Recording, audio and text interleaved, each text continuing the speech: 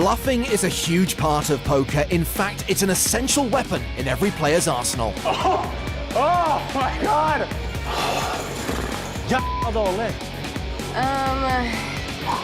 Here's the top 5 who've transformed the skill of bluffing into an art form. Is this real life? Did this happen to me? At number 5, it's Vanessa Selbst. No one folds lightly to Vanessa because everyone knows that Vanessa is aggressor. On the big game, she tangled with Antonio Esfandiari. In this hand, she's bet the flop and the turn, but Antonio isn't a believer. Can Vanessa sell her story on the river? Vanessa could have been semi-bluffing a 5 on the turn just as easily as she semi-bluffed her diamonds. She's met adequate resistance from Antonio the whole way, so I'm fairly certain she knows she can't win this pot by checking. So the question is surrender or fire one last bullet. She's loading up. And Vanessa fires 59,700 on a stone bluff. There it is, the overbet. We've been here before. This bet is supposed to polarize Vanessa's hand, nuts or air, and Antonio can pretty much only beat air. This would be an absolutely sick call. Vanessa could very easily have played a huge hand the same way. 59-7. 59-7. By overbetting, she's given him really tough odds to make the call, not even getting 2-1. Is a pair of 6s going to win enough to justify those odds? Not likely. Antonio with 119,000 behind. He's probably still thinking about that check raise on the turn. If she had a big hand, would she really have given him the chance to check behind? Finally, and people discount this more than they should, Vanessa has the stupidity factor in her favor. If Antonio calls and he's wrong, he feels stupid.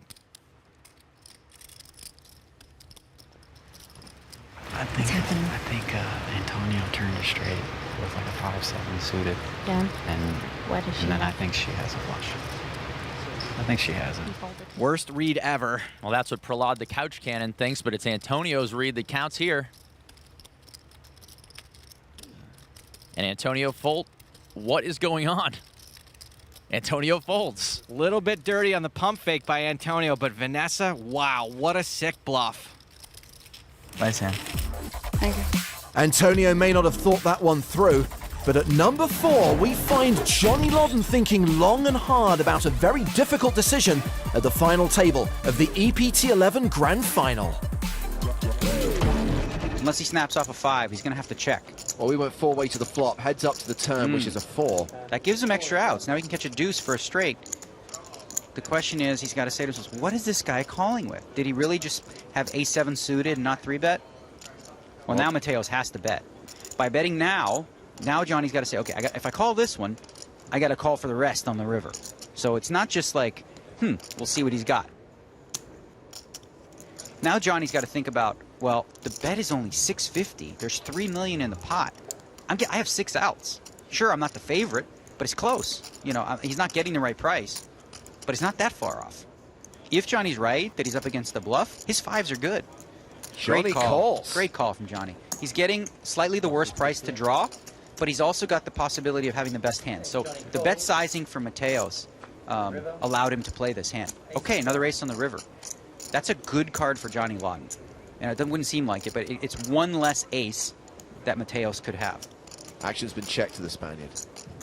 This is a really exciting hand. This is going to get replayed over and over. All in. Oh my goodness. He does it. He goes for it. Wow, this is gutsy.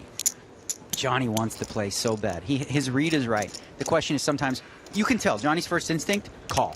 I got this guy beat. He's messing with me. A lot to learn about some high-level poker here where it's like you just go with your gut and you trust your read, and both these guys have virtually nothing but are playing a massive pot here. What he may end up doing is talking himself out of his read.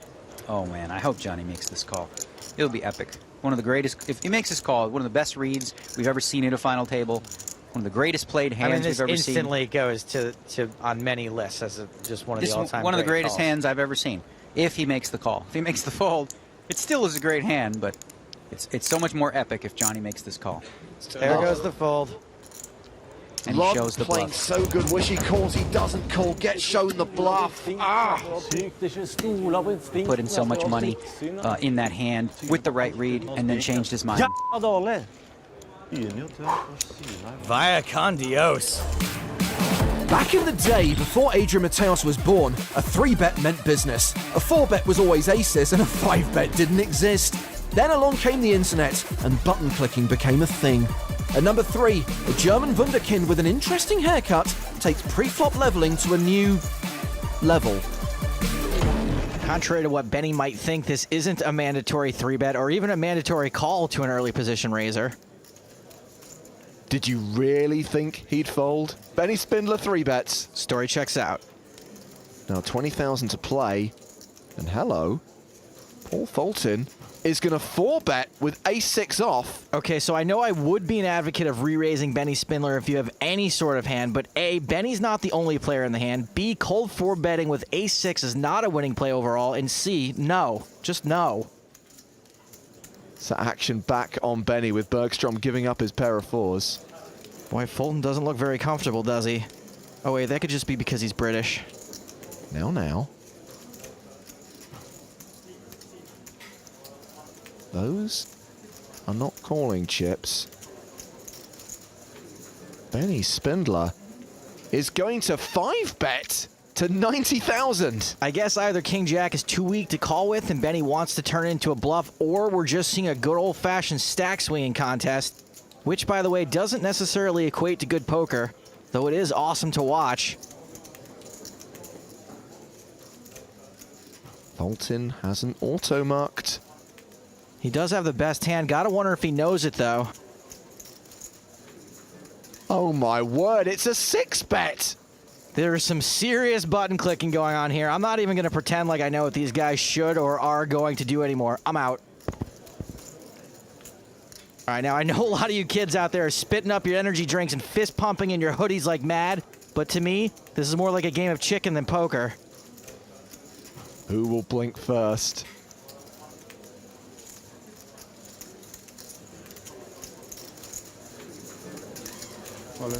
Not Benny Spindler, it's a 7-bet jam! Fulton has now invested half his chips on this hand. Gotta wonder if he's regretting it now. Oh my word, this is the sickest hand ever! Benny Spindler shows the King Jack at the end as he rakes in that pot. Benny Spindler went on to win the EPT8 London title. The year before that, Daniel Negreanu stunned the table with one of his favorite party tricks. Daniel is determined Angel Small River Bet is a value hand that Kid Poker can't beat. Although it's hard for him to rep a hand, he's bumping it up. You got aces or kings? Can I say that, or is that illegal? Heads up. I can say what he has, but not what I have. Yeah. Okay. I'm thinking aces or kings. You think right. Daniel really pulled the trigger correctly on that one. And Shlomi's now thinking, if you've read me for aces or kings, surely you can beat aces or kings. I have to fold. If I show one, do I have to show all? No. Okay. I can show one? I can show one if I want to? I don't feel like it. Never mind. I don't have a good one to show. Aces or kings was good, right? Of course. I'm just saying, that's what I thought he had, but not that I could beat it. Daniel knows how to entertain the table, but for max entertainment, you have to show the bluff. At number 1, from Shark Cage, Miss Finland Sarah Shafak pulls off the best bluff of all time on the very first hand. Hi. Hi. Ronnie, if you bust her on the first hand... He bets. 30,000. And Sarah raises with a straight draw. You have something? Yes, I do. I believe you. I believe you. 30,000? Yeah. It's the way all my relationships start, with lies. So Ronnie has called the raise and improves to trips on the turn. Oh boy. Why are you checking? You raised me on the flop. Num. She bets just over half the pot. Ronnie, do not bust her before the swimsuit portion. Ronnie's clock is running. Remember, every player has 30 seconds per decision. If he thinks she's bluffing, he'll call. If not, he could raise. The shot Oh, yeah, I forgot that. Raise, 155. 155. She really should not be calling this. 255. She re-raises. What? Okay. I'm not used to those, yeah. Really, huh? 255,000. Yes. Ronnie calls, which means we're going to the river, and that means the cage is coming into play. The board bricks out for Sarah. She has just ace high. Check. She's bluffed every street so far. All in. And she shoves! Please slide which your card is. She slides out the bluff card. Oh my God! How is this happening? I thought it would be. I wanted to stay and play with you, Miss Finland. I understand. I know I am. 10 seconds, Ronnie. Wow, I like that. He's playing a time bank chip. He gets an extra 30 seconds. There's a reason why it's the Finnish reputation, right? I have a 4. He shows her his hand. You know, I have trips. I don't know if I can fold this hand. I don't know how you play. I never played with you before. What is going on here? If I fold this hand and they see this fold and you have like king, queen or something, it's gonna be the most embarrassing thing ever for me. You understand this, right? I don't have any time to think over this hand. I'm like nervous. I don't know what's going on. It's nice over there. 300, 500. Oh my God, no, 600. 5 seconds. And Ronnie's folded. Holy shnikes. Come on. It's a bluff. Show. She has ace high. Ronnie, you're going to the cage. Oh. He cannot believe I was it. really scared. Oh my God. You're really scared. Oh, what? Is this real life? Did this happen to me?